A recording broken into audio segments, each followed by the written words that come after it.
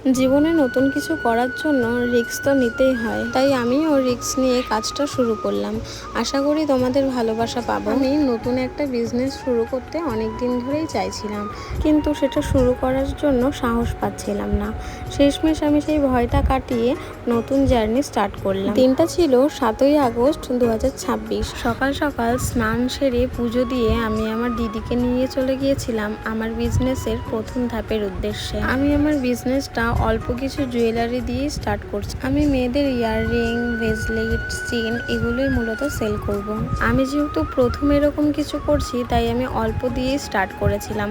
আমি আমার কালেকশানের সমস্ত আপডেট ফেসবুক প্রোফাইল আর ইনস্টা প্রোফাইলে দিয়ে থাকবো। যদি তোমাদের কারো আমার কালেকশন ভালো লাগে অবশ্যই তাহলে তোমরা আমাকে ডিএম করতে পারো। এছাড়াও স্ক্রিনে যেই নাম্বারটা দেখতে পাচ্ছ সেখানে তোমরা ডিরেক্ট ডিএম করতে পারো। কাজের সম্পর্কে কথা বলতে বলতে আমার ব্যস্ততম সারাটা দিনও তোমাদের সাথে শেয়ার করলাম।